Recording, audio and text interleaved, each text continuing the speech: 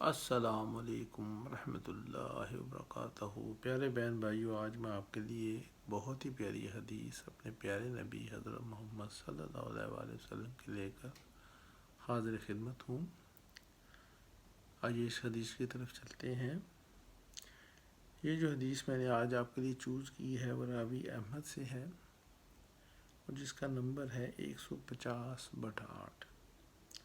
حضرت انس بن مالک رضی اللہ عنہ فرماتے ہیں کہ ہم لوگ رسول اللہ صلی اللہ علیہ وسلم کے ساتھ بیٹھے ہوئے تھے۔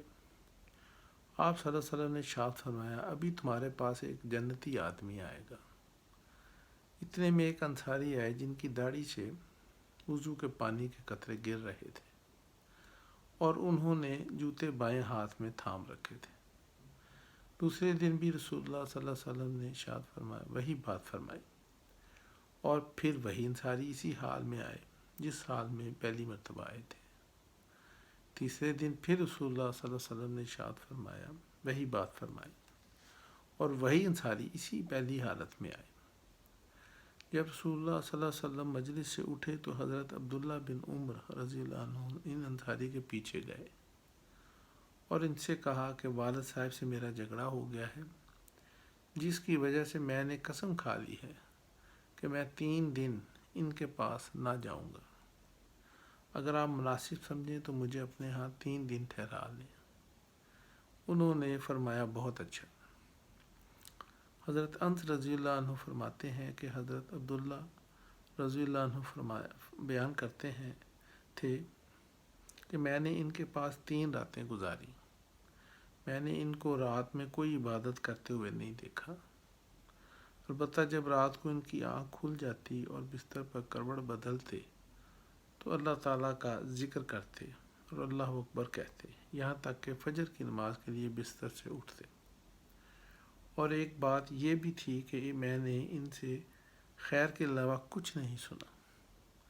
جب 3 راتیں گزر گئیں اور میں ان کے عمل کو معمولی ہی سمجھ رہا تھا، اور میں حیران تھا کہ رسول اللہ صلی اللہ علیہ وسلم نے ان کے لیے بشارت اتنی بڑی دی اور ان کا کوئی خاص عمل تو ہے نہیں، تو میں نے ان سے کہا، اللہ کے بندے، میرے اور میرے باپ کے درمیان نہ کوئی ناراضگی ہوئی اور نہ جدائی ہوئی، لیکن قصہ یہ ہوا ہے کہ میں نے رسول اللہ صلی اللہ علیہ وسلم کو آپ کے بارے میں 3 مرتبہ یہ ارشاد فرماتے ہوئے سنا، ابھی تمہارے پاس ایک جنتی آدمی آنے والا ہے، اور تینوں مرتبہ آپ ہی آئے۔ اس پر میں نے ارادہ کیا کہ میں آپ کے ہاں رہ کر آپ کا خاص عمل دیکھوں، تاکہ پھر اس پر عمل میں آپ کے نقش قدم پر چلوں۔ میں نے آپ کو زیادہ عمل کرتے ہوئے نہیں دیکھا۔ اب آپ بتائیں کہ آپ کا وہ کون سا خاص عمل ہے جس کی وجہ سے آپ اس مرتبے پر پہنچ گئے جو رسول اللہ صلی اللہ علیہ وسلم نے آپ کے لیے ارشاد فرمایا۔ ان انصاری نے کہا، میرا کوئی خاص عمل تو ہے نہیں، یہ عمل ہیں جو تم نے دیکھے ہیں۔ حضرت عبداللہ رضی اللہ عنہ فرماتے ہیں کہ میں یہ سن کر چل پڑا۔ جب میں نے پشت پھیری تو انہوں نے مجھے بلایا اور کہا، میرے اعمال تو وہی ہیں جو تم نے دیکھے ہیں، البتہ ایک بات یہ ہے کہ میرے دل میں کسی مسلمان کے بارے میں کھوٹ نہیں ہے، اور کسی کو اللہ تعالیٰ نے کوئی خاص نعمت عطا فرما رکھی ہو تو اس سے حسد نہیں کرتا۔ حضرت عبداللہ رضی اللہ عنہ نے فرمایا، یہی وہ عمل ہے جس کی وجہ سے تم اس مرتبے پر پہنچے، اور یہ ایسا عمل ہے جس کو ہم نہیں کر سکتے۔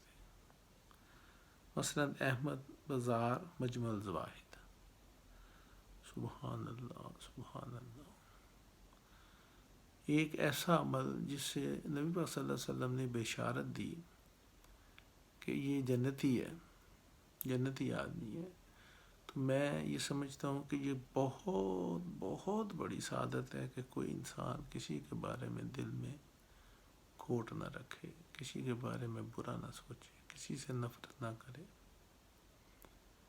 اور دوسرا، اگر نعمت کسی کو ملی ہوئی ہے، اللہ تعالیٰ نے اس کو اس سے زیادہ دیا ہوا ہے، تو اس سے ہرگز ہرگز ہرگز حسد نہ کرے۔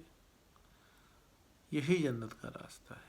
بے شک ہمارے پیارے نبی نے ہمیں یہی جنت کا راستہ بتایا ہے۔ میرے لیے دعا گو رہیے گا، انشاءاللہ اللہ تعالی ہمیں نبی پاک صلی اللہ علیہ وسلم کی پیاری پیاری حدیثوں کو پڑھنے، پڑھانے، سننے، سنانے اور ان پر عمل کرنے کی توفیق عطا فرمائے۔